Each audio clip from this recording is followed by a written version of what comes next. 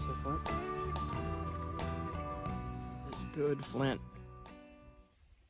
For creek flint. That is the best creek flint I have found. So, first thing I'm going to do to work on the spear is make a stone chopper. And it's going to be really rough, and I'm just going to do it really quick. It's just I need a sharpened edge, serrated edge that I could chop things with. And this is almost all limestone, so I'm going to use a limestone chopper.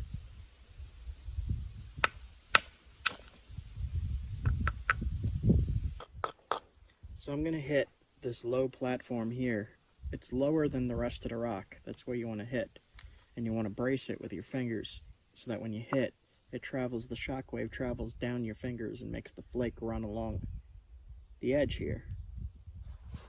So on all of these, I'm using a ball end of an antler.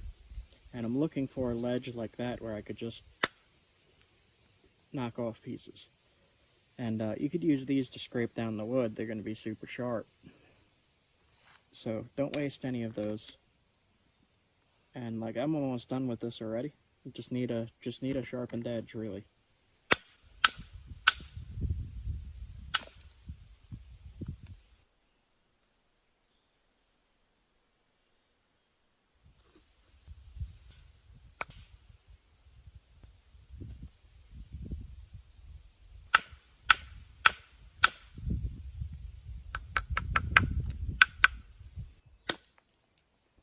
Most of them have the tip sharpened. I like to use the side on mine. It's easier too. So I'm going to use the really primitive hand axe here to cut up this wood. So this was a little too big for my hand to be doing the work here at this angle. So I snapped it in half, and I'm just going to use this end. This end is sharper. Now what I'm going to do is I'm going to do that over and over again until it cuts through.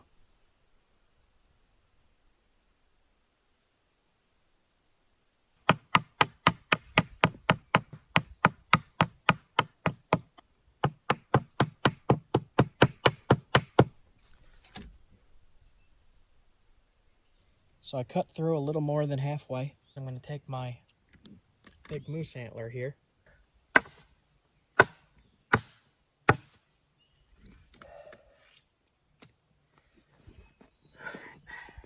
What I'm going to do now is cut another groove here.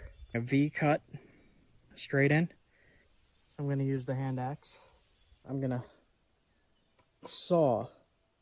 sawing motion straight in like that.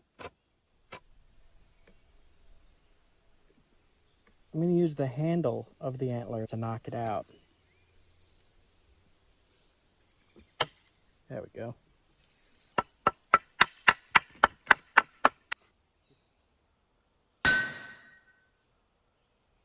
I'm going to take a piece of flint that we collected from the river and knap a spear point out of it. Now hopefully I'll get a good piece out of this.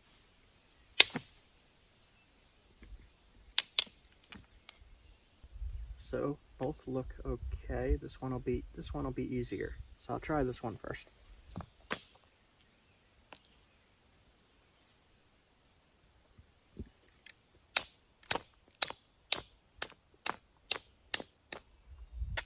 Now for it to be a working spear point, it doesn't have to be much bigger than that. So when I'm doing this, I'm abrading the edges. I'm dulling the edges to make it so that when I hit on these spots that are lower, when I hit on them, it travels along this line and creates a big flake. Same thing, you would hit there and you would hit there. And you just keep doing that over and over again to thin it down. So here is a platform, and here is a platform. Those are places you want to hit. It'll follow this line. The flake will thin it down along these lines. You can see right here, this shallow area is where one of the flakes came off. Same thing with here. And you just keep doing that over and over again until it gets down to the shape and size you want. So the platform there, and the platform there. The lowest points on the rock.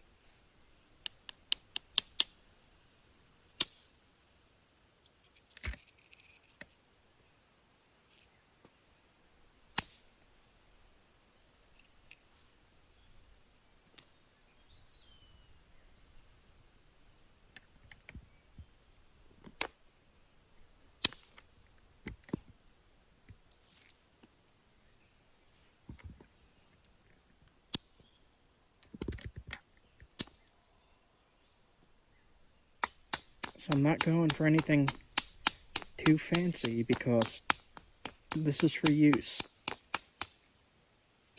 It's starting to rain out. Kinda gotta hurry now.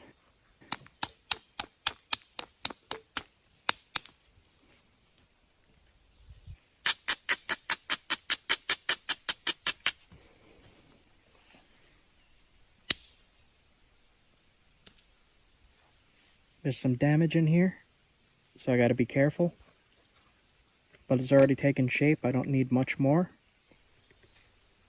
Hopefully it stays together. So it's starting to rain, but I'm getting pretty close here. I just gotta thin it down, shape this edge up a little more, and the spear point will be done. No way.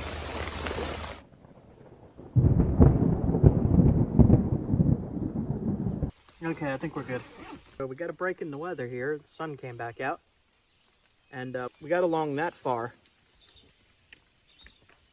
You could see on this is the bottom of the rock. When I split it in half, you could see how much we've taken off. And the crystals on this line up to the crystals on that. So you could keep track of where your rock was when you're working on it. It's just a cool little thing.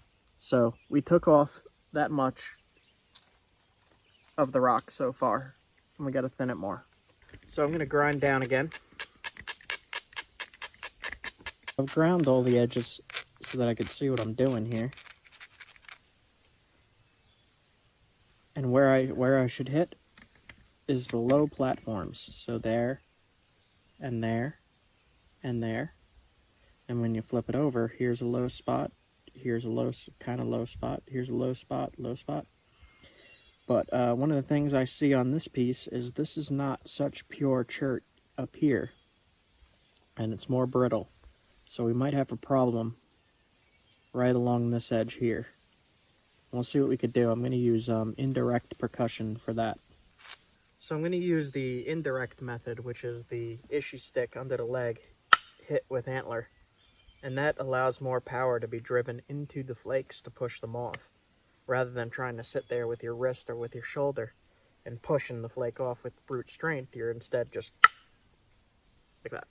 We might have some problem with this, and if we do have a problem with this, then it'll just be a smaller spear point. It'll still get the job done.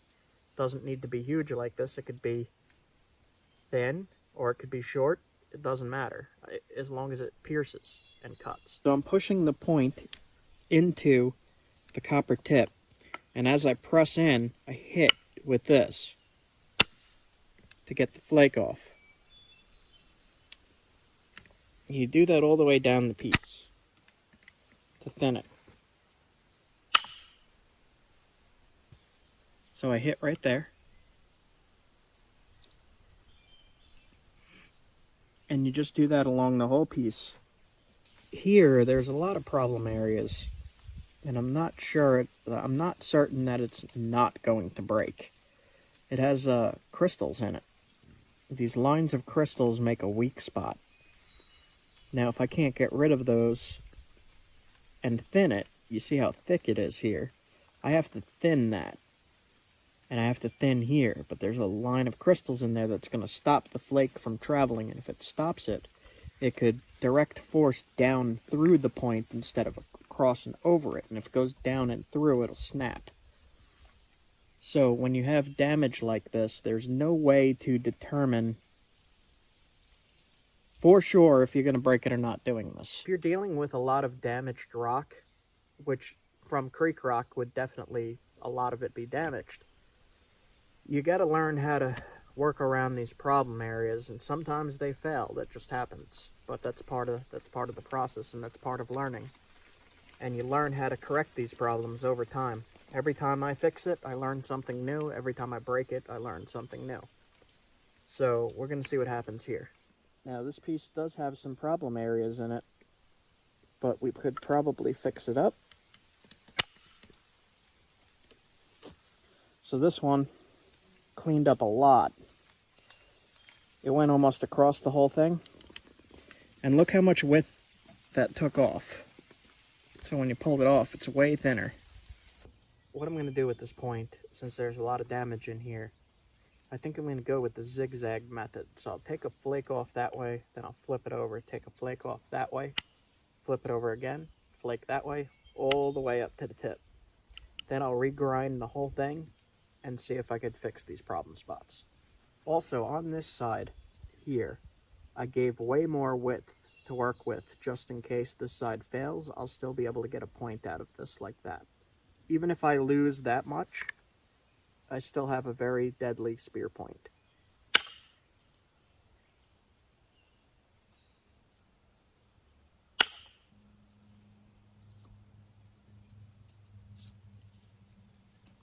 A lot of that crystal is still in there. So we're just going to keep thinning this now. We're past the problem point. This is going to be a little bit of a problem here, but I'll just get rid of that with grinding, I think.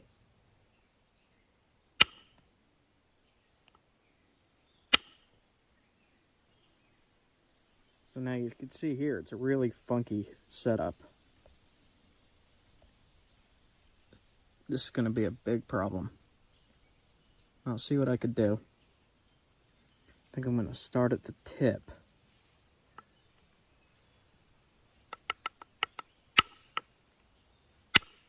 Don't want to hit too hard. Okay. Now, what I'm doing with the zigzagging is it's setting up new places that I could hit. So now I have access to this platform, which runs on that line, but it's still all funky in here. So what I'm going to do is take another flake below that platform on the opposite side. There.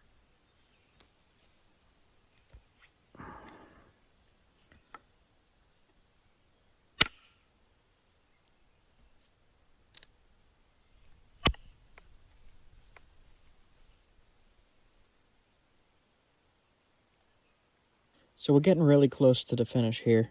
I managed to fix that whole tip. Here is still a little thick, but I like to keep that area thick because it adds strength to the entire point.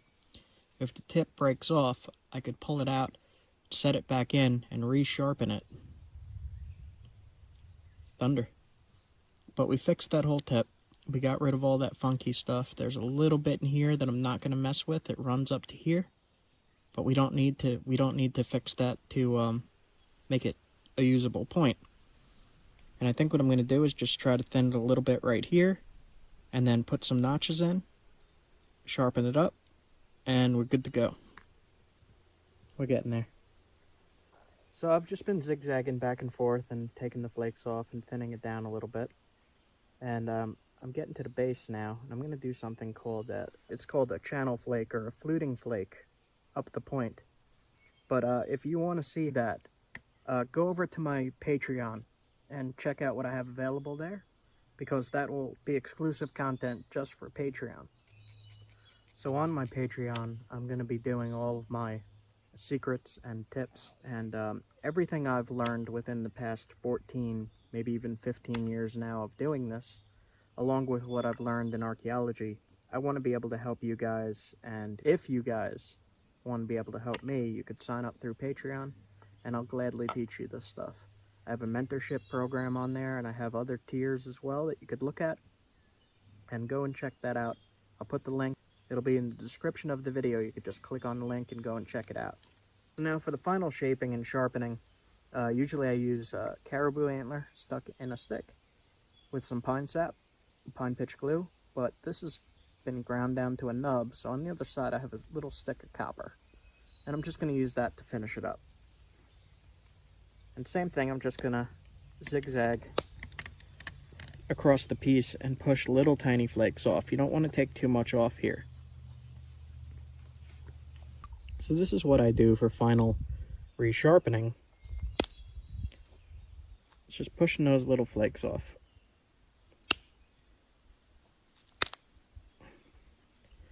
And right there you can see I'm taking off that brown stuff. That brown stuff is called the cortex of the rock. And the cortex is actually weak, so you want to get that off if you can.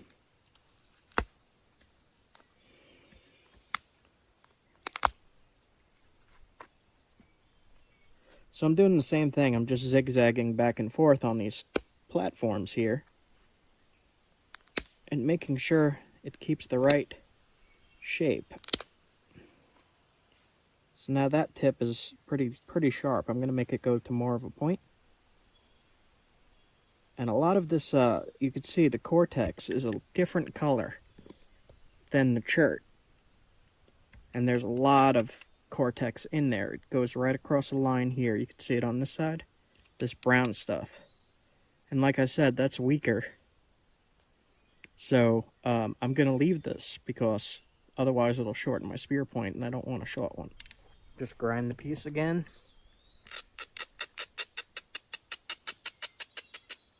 So I'm just cleaning up the base a little bit. And this is a pretty good fluted point.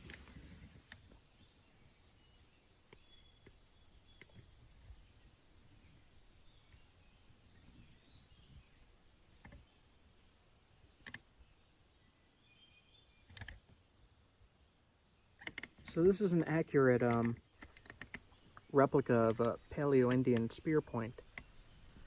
Would have been used about 13,000 years ago, 12,000 years ago. And these were used to hunt large game like a caribou. They would put it on a atlatl dart and throw it with a spear thrower. The spear thrower was called an atlatl. And these darts would travel very, very forcefully into the animal. And then they had their food and clothes. So you could do all of this with just antler. You don't need the copper. You could do it with antler. It just takes a little bit more pressure to get those flakes off. As for the damage, we cleared up a lot of it. I flaked right over it, and I left the part that was very crystally in here. Like that.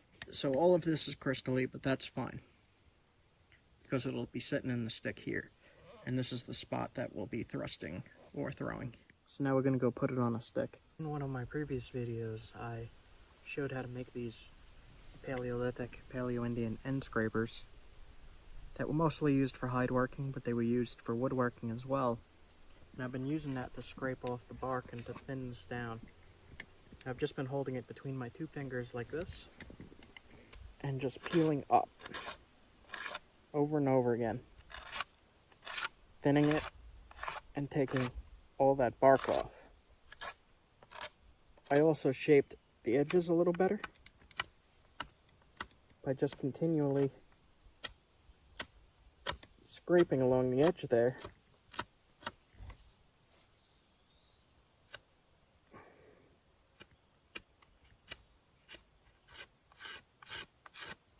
So I've been using my Flint knapping, a braiding stone. It's just a coarse stone. Any coarse stone can do this. And I've just been grinding and sanding the edge up here to make a smooth transition.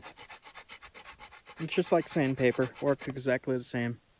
Sandstone will do this. Anything that's coarse grained stone will do this. And I'm just doing it on both sides and smoothing it all out. And switching back and forth between the sandstone and the scraper.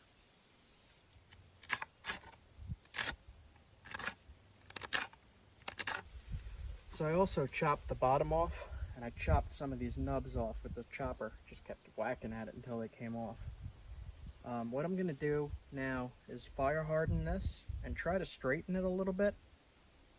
But when you fire harden it, it makes it so that if you're thrusting into something, it doesn't break. It makes it a lot stronger. So you're going to want to do that to your survival walking stick. So what you're going to want to do is not burn the stick, but rotate it through the fire and keep it moving as much as you can. You don't want to burn the stick. You just want to let the flames touch it. You're heating the wood. So you'll know it's done when it's hot to the touch. You can touch it, but if you keep on too long, it'll burn you. And it should be like that all the way to the tip. just slightly blackened. Come off on your fingers. So what we're going to do is we need some kind of glue to connect the spear point to the spear. And we're going to make a primitive glue today. You need charcoal and some pine sap. So what you do is you just find a rock with a flat surface and you start busting up the charcoal. You want it to be as fine powder as you could get it. So now what you do is you melt the pine sap onto the charcoal.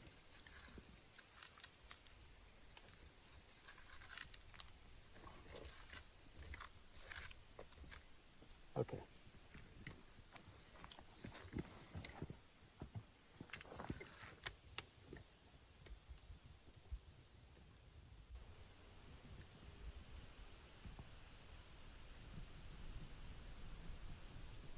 All right.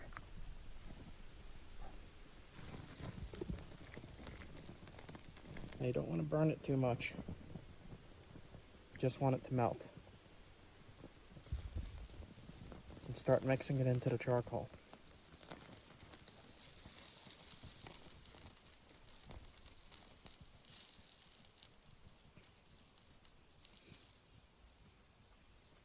I'm just going to keep doing that over and over again until it's very liquidy. So now that we've melted the glue, we're going to haft everything together. We're going to put this into the knock here. And you could really glob this stuff on. When it that's hot. When it cools down, it'll dry really hard, really secure. And you could put a little bit on the outside to just secure the base more.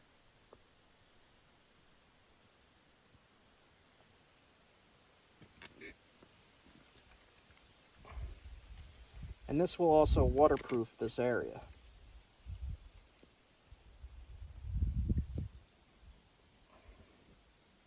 Then you take your point and you're going to haft it in.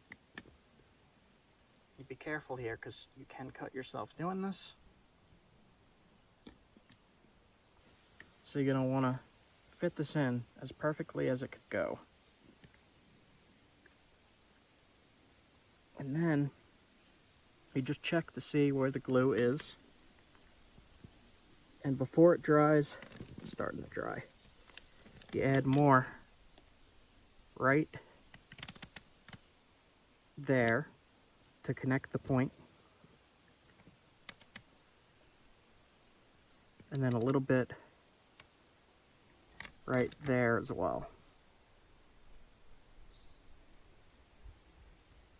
So we'll set this aside to dry, and we'll figure out what we're going to use as a cordage for that.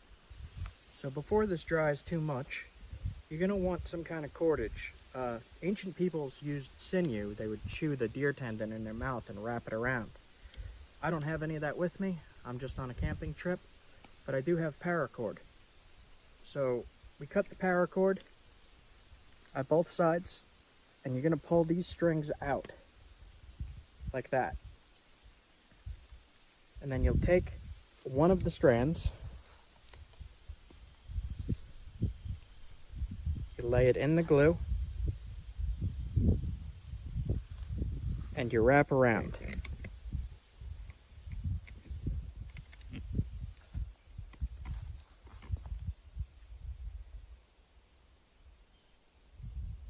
Like this. And I'm actually going to do 2 sets of strand. Pine pitch is super sticky.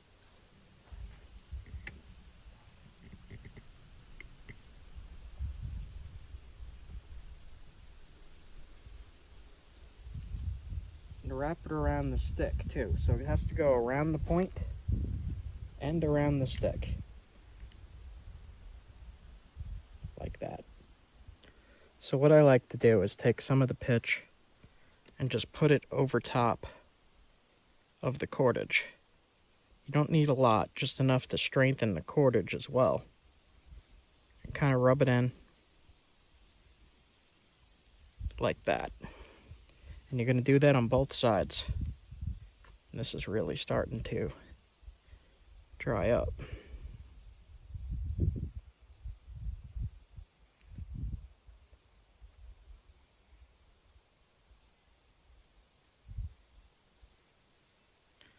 So you want all of the cordage to be covered black. So as it's drying, if you do this quickly, you could press it in and smooth it out and make it look a little bit better.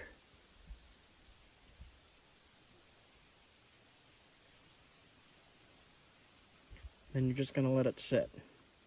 So the spear is finished. It's all dried. Look at that nasty thing. That thing will make a huge wound. Look at that.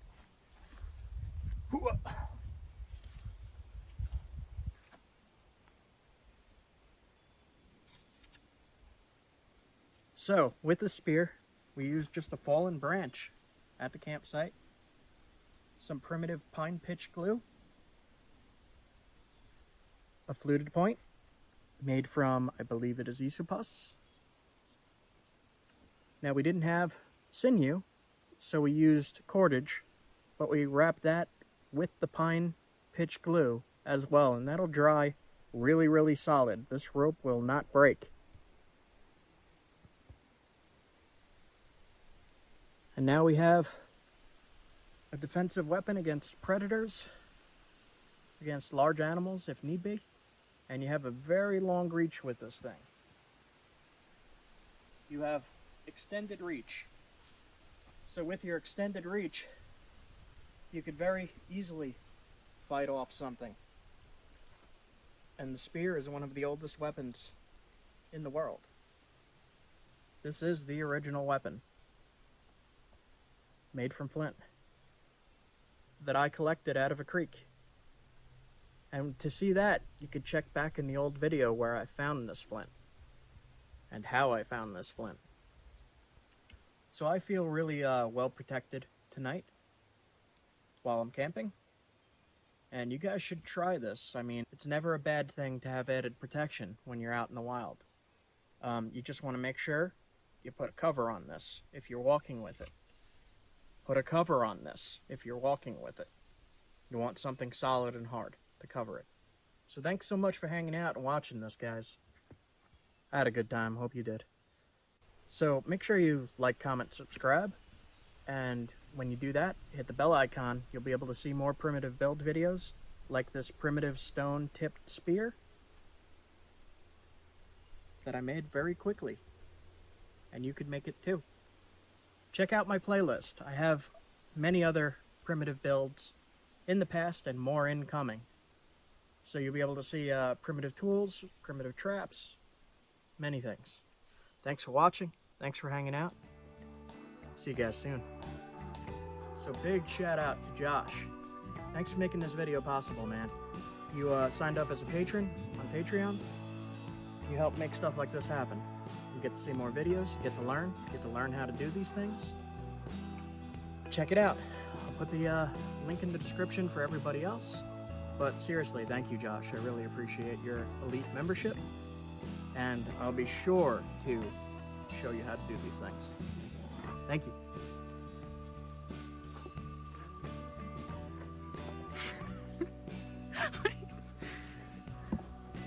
It's the faces I normally make off camera.